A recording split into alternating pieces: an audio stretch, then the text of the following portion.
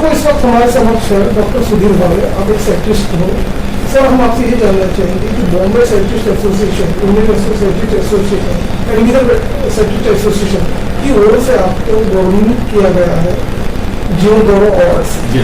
तो किस तरह का ये जीवन गौरव अवार्ड आपकी उपलब्धि पे मिला है, उस बारे में हमारे दर्शकों को बताइए। जी हाँ, ये अवार्ड मुझे बॉम्बे साइकिट्रिक सोसाइटी ने कन्फर किया है, अभी इस रविवार को मिलने वाला है। ये जो पुरस्कार है बॉम्बे साइकिट्रिक सोसाइटी हर साल तो नहीं पर कुछ कुछ सालों में एक बार देती है। बॉम्बे साइकिट्रिक सोसाइटी एक काफ़ी पुरानी संस्था है, करीब 70-80 साल पुरानी, जिसके 500-550 मेंबर्स हैं। और वो पूरे भारत में से किसी एक व्यक्ति को चुनते हैं जिसको वो जीवन गौरव पुरस्कार या लाइफ टाइम अचीवमेंट अवार्ड ये देना चाहते हैं। तो मैंने आज तक साइकेट्री में यानी मानसिक रोगों के बारे में जनता में जो प्रसार करना चाहिए वगैरह वगैरह, तो मेरे उस काम को देखते हुए उन्होंने, ये मेरा सौभाग्य कि इस साल उन्होंने मुझे चुना है इस अवार्ड।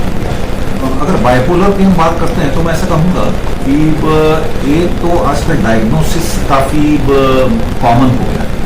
यानी पहले जिन मरीजों को कि ठीक है ये झक्की है या ये पागल है ऐसा करार दे दिया जाता था, कभी डॉक्टर के पास ले नहीं जाया जाता था। तो अभी हमारे पास भारत में भी बहुत सारे मानसिक रोग के डॉक्टर उपलब्ध हैं। तो जितना ज़्यादा डायग्नोसिस किया जाएगा उतना ही ऐसा लगता है कि समाज में प्रमाण बढ़ गया है।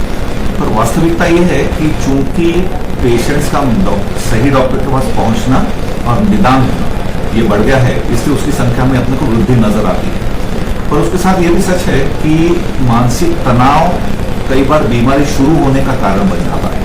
हम लोग जानते हैं कि आजकल का जो एक औद्योगिक दुनिया है, इंडस्ट्रियल सोसाइटी है, तो इसमें मानसिक तनाव के काफ़ी सारे कारण हैं।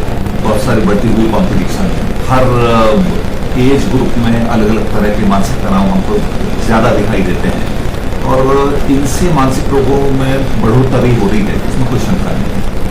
ये आपने बहुत अच्छा सवाल पूछा है, क्योंकि कोविड के दिनों में पिछले 2 साल में मानसिक बीमारियों में, जैसा कि आपने डिप्रेशन कहा, एक उदाहरण है कि इसकी संख्या में काफ़ी वृद्धि हुई है। कारण हम लोगों के सामने है। कोविड के काल में लोगों का बिजनेस कम हो जाना, काफ़ी आर्थिक समस्या का सामना करना या घर में ही बैठे रहना, उससे संबंधित जो तनाव पैदा होते हैं वगैरह वगैरह। तो ऐसे कई कारण हैं कि जिनसे मानसिक समस्याएं बढ़ गई हैं। दूसरा, कोविड का सीधा ब्रेन पे असर होता है, तो मस्तिष्क पे जो असर है तो उसके भी लक्षणों में से डिप्रेशन एक लक्षण है। अब इस अवसाद से या डिप्रेशन से बचने के लिए या उससे जल्दी उभरने के लिए मेरे ख्याल से बहुत महत्वपूर्ण बात यह है कि अपना दृष्टिकोण हम लोग कैसा रखते हैं। जैसे ठीक है कि परिस्थितियाँ कठिन हैं, बहुत आसान नहीं है, पर इन कठिन परिस्थितियों को हम किस दृष्टिकोण से देखते हैं, हम आशावादी हैं कि निराशावादी हैं, ये बात बहुत कुछ तय करती है। मैंने ऐसे लोग देखे हैं जिन्होंने काफ़ी बड़ी आर्थिक समस्या का सामना किया है, लेकिन एक सकारात्मक दृष्टिकोण की वजह से कि ठीक है भैया ये पासिंग फेज जैसा हम कहते हैं, ये निकल जाएगी, आने वाले दिनों में हालत इतनी खराब नहीं रहेगी।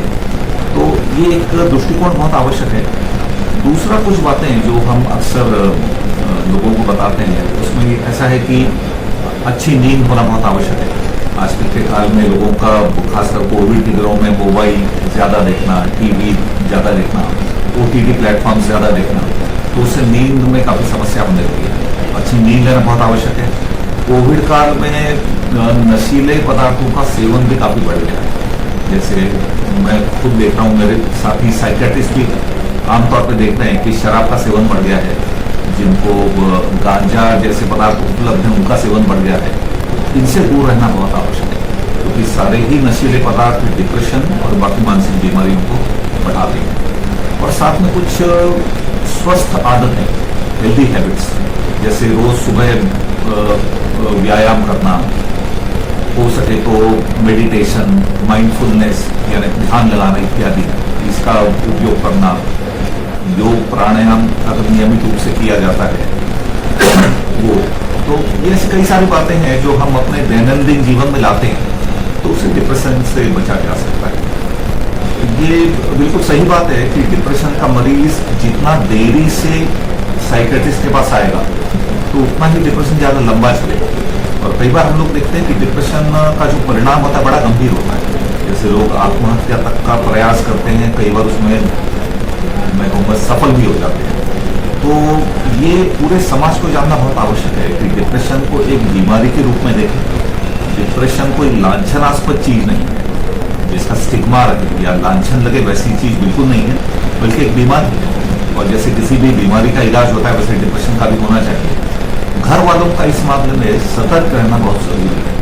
अगर अपने घर में या अपने इष्ट मित्रों में, परिवार में अगर ऐसा लगता है कि कोई डिप्रेशन का शिकार है, कोई बहुत ज़्यादा उदास दिखने लगा है या बहुत विड्रॉ हो गया है, असामाजिक हो गया है, लोगों में मिलना जुलना कम हो गया है, मादक पदार्थों का सेवन बढ़ गया है, एकाग्रता बहुत कम हो गई है, तो ये सारे लक्षण हैं जिनको देखते हुए रिश्तेदारों ने या मित्रों ने ऐसे व्यक्ति को समझा बुझा के मानसिक रोग विशेषज्ञ के पास लाना ये बहुत ही आवश्यक है। आपने बिल्कुल सही कहा कि कई बार मरीज खुद आने को तैयार नहीं है। खासकर मैंने देखा है कि डिप्रेशन अगर बहुत गहरा नहीं है तो मरीज आ जाते हैं कि डॉक्टर साहब मुझे उदास लग रहा है, मुझे ठीक नहीं लग रहा है। पर डिप्रेशन अगर बहुत गहरा है तो उसमें हम लोग कहते हैं होपलेसनेस एक तरह से आ जाती है, निराशावाद कि अब मैं बिल्कुल ठीक नहीं हो पाऊंगा, कोई डॉक्टर भी मुझे ठीक नहीं कर पाएगा, और ऐसे में मरीज नहीं आते। तो ऐसे में समाज का, घर वालों का बहुत बड़ा दायित्व है कि मरीज को डॉक्टर के पास लाना है। बॉडी पे इम्पैक्ट जरूर पड़ता है। आजकल हम लोग ऐसा मानते हैं कि माइंड और बॉडी अलग अलग नहीं है, यानी मन और शरीर दोनों का बहुत आपस में गहरा संबंध है। मेरे ख्याल से इसके बहुत सारे उदाहरण हम लोग दैनंदिन जीवन में देखते हैं। अगर मैं घबरा गया तो मेरे हाथ कांपेंगे या मेरे दिल की धड़कन बढ़ जाएगी। तो ये छोटा सा उदाहरण है कि हम दोनों को अलग अलग विभाजित नहीं कर सकते, दोनों एक ही इकाई का हिस्सा है। अगर डिप्रेशन होता है तो डिप्रेशन अगर लंबा चलता है तो उसमें कई सारी शारीरिक समस्याएं साथ में जुड़ जाती हैं, जिनको हम लोग साइकोसोमैटिक इलनेसेस कहते हैं। तो अगर डिप्रेशन ज़्यादा लंबा चला तो उदाहरण के तौर पे heart disease, ischaemic heart disease, जहाँ हार्ट अटैक आने की संभावना बढ़ जाती है, या फिर हृदय का जो रिदम है, जो एक लय है, उसमें बिगाड़ आ जाता है, या फिर पेट की समस्याएं, आंतड़ियों की समस्याएं, इरिटेबल बाउल सिंड्रोम, अल्सर की बीमारी, जोड़ों की समस्याएं, रूमेटॉइड आर्थराइटिस और ऐसी बहुत सारी बीमारियां हैं, सर दर्द होना, माइग्रेन। तो ये सारी जो समस्याएं हैं वो क्रॉनिक डिप्रेशन के मरीज के साथ हमको अक्सर दिखाई देती है। तो इसे डिप्रेशन से अगर किसी को निकाला जाता है तो न केवल उसका मानसिक स्वास्थ्य बल्कि हम लोग उसका शारीरिक स्वास्थ्य भी सुधारने में कार्यरत रहते हैं। थेरेपी का ऐसा है कि आमतौर पे दो तरह की थेरेपी इस्तेमाल होती है।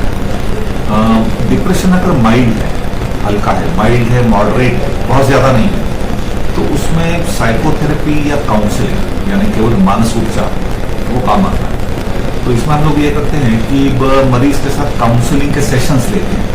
तो काउंसलिंग के सेशंस में दृष्टिकोण कैसा बदला जाए, खुद के विचारों में कैसे बदलाव लाया जाए, लोगों के साथ जो व्यवहार है उसमें कैसे बदलाव लाया जाए, तो अगर इसके बारे में सुझाव दिए जाते हैं, मरीज को कदम दर कदम गाइड किया जाता है, और काउंसलिंग से बहुत फायदा होता है।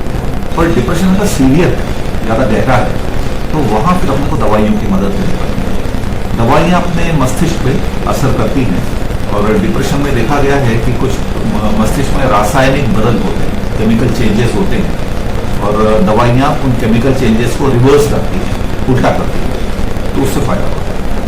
डिप्रेशन अगर बहुत गहरा है, अगर मरीज बिल्कुल जैसे कई बार होता है कि आत्महत्या पे उतारू हो गया है, तो ऐसे में ECT या इलेक्ट्रोकन्वल्सिव थेरेपी, जिसको आम भाषा में शॉक ट्रीटमेंट कहते हैं, हालांकि शॉक ट्रीटमेंट बहुत अच्छा शब्द नहीं है, पर उसका भी इस्तेमाल होता है। और ECT ये जो इलाज है, इससे मरीजों में बहुत जल्दी सुधार दिखता है। तो ये अलग अलग उपचार की प्रणालियाँ हैं।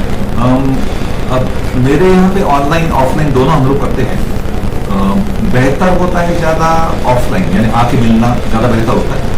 तो उसमें क्या होता है, बिल्कुल आमने सामने मुलाकात हो सकती है, शारीरिक जांच हो सकती है, क्योंकि कई बार शारीरिक रूप से भी मरीज को जांचना पड़ता है। जहाँ ऐसा होता है कि फिजिकली आना संभव नहीं है, तो वहाँ हम लोग ऑनलाइन करते हैं।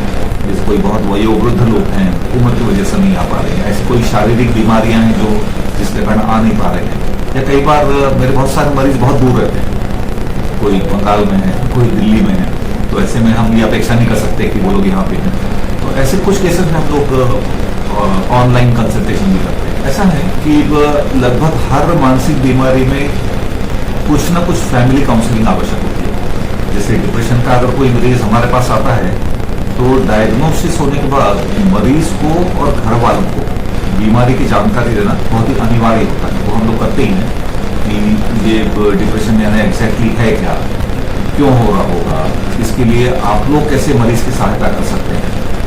घर वालों का इसमें बहुत बड़ा हाथ होता है, जिसको हम लोग कहते हैं डूज एंड डोंट्स, यानी घर के लोगों ने क्या करना चाहिए क्या नहीं करना चाहिए, इसके बारे में हम हर परिवार को जानकारी देते हैं। तो परिवार अगर समझ लेता है कि एक बीमारी है, अपना जो रिश्तेदार है वो बीमारी से ग्रसित है, उसकी मदद किस तरह से करनी है, क्या क्या टालना है, तो ये अगर समझ जाते हैं तो उससे फिर आगे जो अपने कॉम्प्लिकेशंस बताए कि घर में ज़्यादा वाद विवाद होना या आत्महत्या की ओर उतारू हो जाना, तो ये सारा टल सकता है।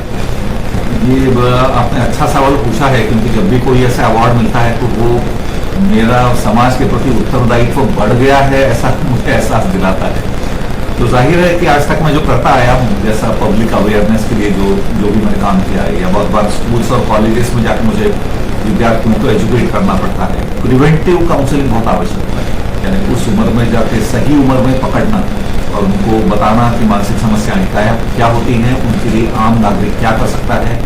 तो ये जो मैं काम कई दशकों से करता आया हूँ, तो वो मुझे निरंतर जारी रखना पड़ेगा और तरीके ईजाद करने पड़ेंगे, कहीं मीडिया में कहीं लिखना, कहीं और जिस भी हिसाब से मानसिक बीमारियों का अवेयरनेस फैलाया जा सके।